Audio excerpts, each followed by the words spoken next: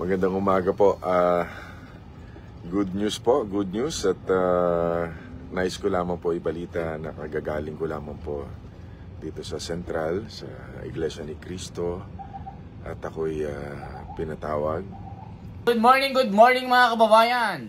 Isa na namang mainit na balita ang ating pag-uusapan. 1 hour ago, Senator Bong Revilla, merong pasabog na ikagugulat ng marami. Grabe itong balitang ito mga kababayan. Yung iba, nagtaas ang kilay. Bakit mga kababayan nagtaas ang kilay? Senator Bong Revilla, pinatawag sa Templo Sentral ng ka Eduardo Manalo, ang tagapamahalang pangkalahatan. Anong rason mga kababayan? Panoorin po natin, hindi na po natin papatagalin pa. Isa ba siya sa mga senator na kasama sa mga iindorso ng buong Iglesia ni Cristo? Eto na po mga kababayan, hayaan natin na si Senator Bong Revilla ang magkukwento. Naku po mga kababayan, sa comment section ang daming bulong-bulungan. Bakit daw si Senator Bong Revilla ang dinala ng Iglesia ni Cristo? Yan po ang kanilang bulong-bulungan. Kaya mga kababayan, yan po ang ating sasagutin mamaya. Bakit kailangan nating irespeto ang naging pasya? Bakit kailangan nating igalang o irespeto ang napagpasyahan ng pamamahala ng buong Iglesia ni Cristo? Kaya mga kababayan, ito na po, hindi na po natin papatagalin pa dahil yung iba atat ng malaman kung bakit pinatawag si Bong Revilla Jr. doon sa Templo Sentral at nakita at nakausap niya si ka Eduardo Manalo at ka Angelo Manalo. Mga kababayan, ito na po. Magandang umaga po. Good news po, good news. At nais ko lamang po ibalita na kagagaling ko lamang po dito sa Central, sa Iglesia ni Cristo. At ako'y pinatawag ni ka Eduardo Manalo at nakaharap ko ang kanyang anak ni si ka Angelo. At ako po'y sinusuportahan ng Iglesia ni Cristo. Kaya ang aking taus-pusong pasasalamat sa endorso po ng Iglesia ni Cristo at ng kapatiran. At talaga pong nag-uumapaw po ako sa kaligayahan at napakalaking tulong po nito. Sa inyo pong lahat, maraming salamat at sa lahat na rin ng mga patuloy na sumusuporta at ipinaglalaban ako para sa darating na halalan, ilang araw na lamang po. Kaya with the INC support, thank you very much sa lahat ng mga kaibigan natin. Maraming salamat po at marami pang mga suporta at endorso na nanggagaling sa ating mga kaibigan. Kaya inaabangan po rin po natin. At yung mga governors endorsement, mga congressmen, mga mayors, barangay captains, mamaya po makakaharap ko po ang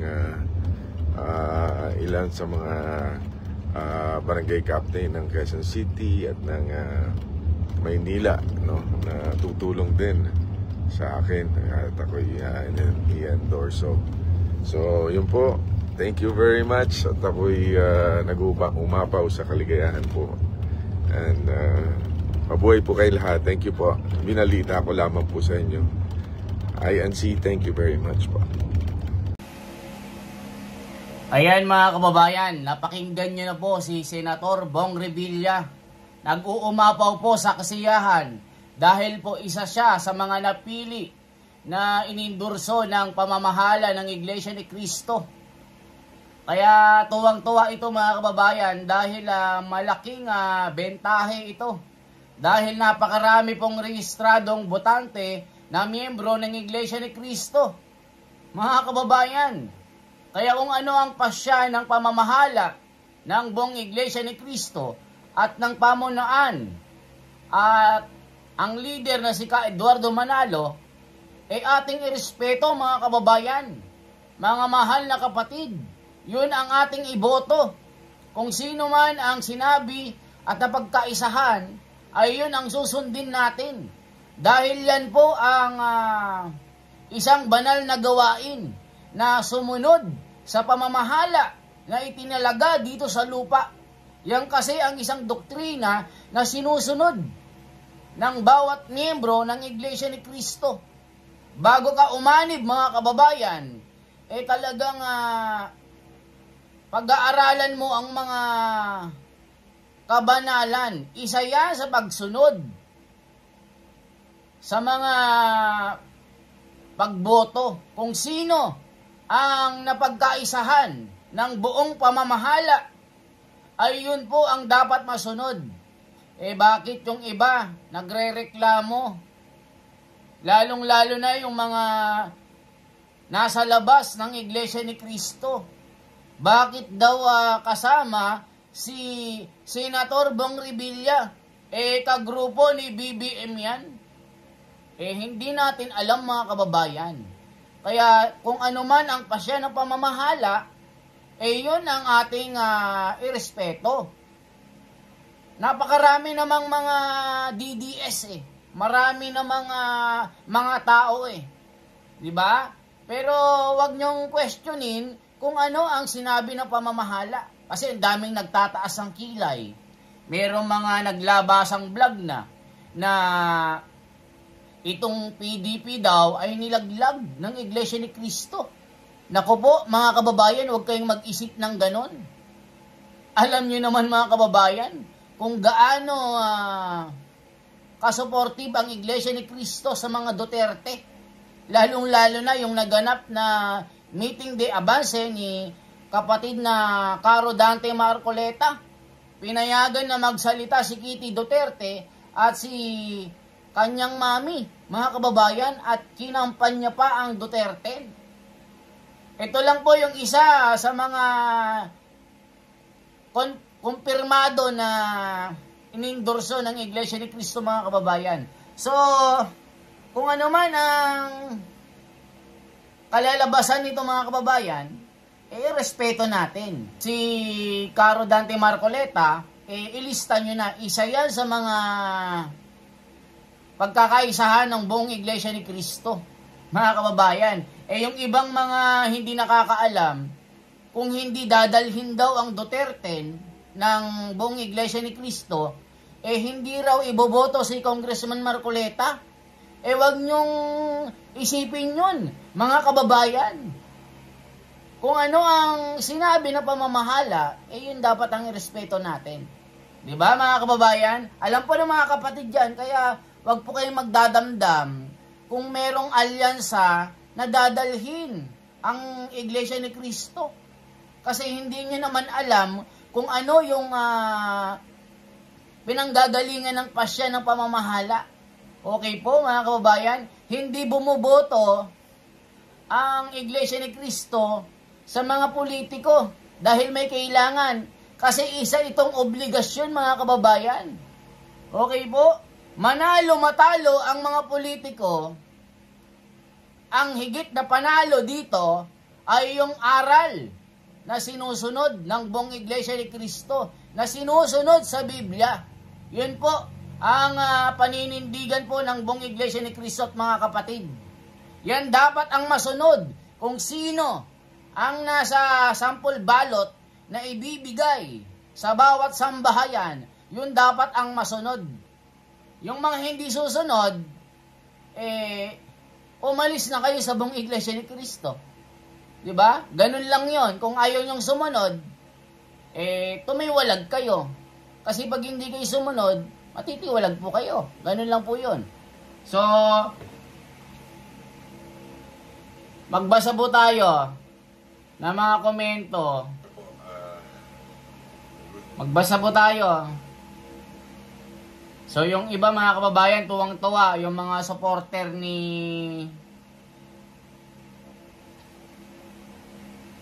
sabi, congrats, Bong Revilla, dahil isa ka sa mga napili ng buong Iglesia ni Cristo. Yun po. May mga vlogger na kasi mga kababayan na ang dami ng sinasabi. Hindi pa naman nakikita yung buong listahan, mga kababayan. 'Di ba? Hindi ba nakikita yung buong listahan kung ilan ang PDP doon? Ilan ang alyansa na pinili? Kaya sabi ko nga sa inyo, kung ano ang napagpasyahan ng pamamahala, yun dapat ang masunod. Kung hindi po kayo nakakaintindi, ganun lang po talaga yun. Kami pong mga miyembro ng Iglesia ni Cristo, bat-bat po kami ng mga aral, mga kababayan. Kung ano ang pasya, yun ang susundin namin. Manalo o matalo ito, yun ang paninindigan. Ang higit na mahalaga, ang panalo po, ang pagkakaisa ng buong Iglesia ni Cristo. Sabi kasi nila mga kababayan, hindi daw kayang ipanalo si Congressman Marcoleta ng buong Iglesia ni Cristo. Sabi ko nga sa inyo, si Congressman Marcoleta, mananalo po ito. Kung hindi siya madadaya, advantage na lang po na isa siya sa mga pagkakaisahan. Paano? Pag ginaya ng mga Muslim, mga born again, mga KOJC, lahat yan magkaisa na si Congressman Marcoleta ang iboto, panalo yan. Paano? Yung ibang kapartido ni Tatay Digong, yung kapartido ni Rodante, iboto rin ng mga Muslim, mga ibang reliyon, di panalo din ang Duterte. Di ba mga kababayan? Huwag po kayong mawawalan ng pag-asa, mga kababayan. Kasi pag dinala ka ng buong Iglesia ni Cristo, advantage mo yan, mga kababayan. Dahil meron kang solido na boto. Yun po ang maganda doon. Pero kung ano man ang napagpasyahan, sinasabi ko na sa inyo, wag po kayong magtatampo. Wag nyo pong i-bash ang Iglesia ni Cristo. Na kesyo, ganyan, bakit hindi dinala? Wag ganon, mga kababayan. Dapat, nandyan po sana yung respeto natin sa bawat isa. Hindi po natin alam, mga kababayan, kasi ang pamamahala po ang nakakaalam ng ikabubuti. Sila po ang nagdidesisyon. Kasi mga kababayan, yan po ang nakasulat sa Biblia. Dapat sumunod ang bawat isa na miyembro ng Iglesia ni Cristo sa anumang pagpasyahan ng pamamahala. Lalong-lalo na ngayon na darating ang eleksyon. Yan po ang paninindigan ng bawat isa. Yan po ang aral na sinusunod sa buong Iglesia ni Cristo. Kaya mga kababayan, sinabi ko lang sa inyo na isa si Senator Bong Revilla na pagkakaisahan ng buong Iglesia ni Cristo. Once again, ako si The Wonder sa Philippines. Mabuhay po. Isang like, isang share po dyan, isang subscribe. Para po dumami po tayo. Salamat po ng marami. Mabuhay po.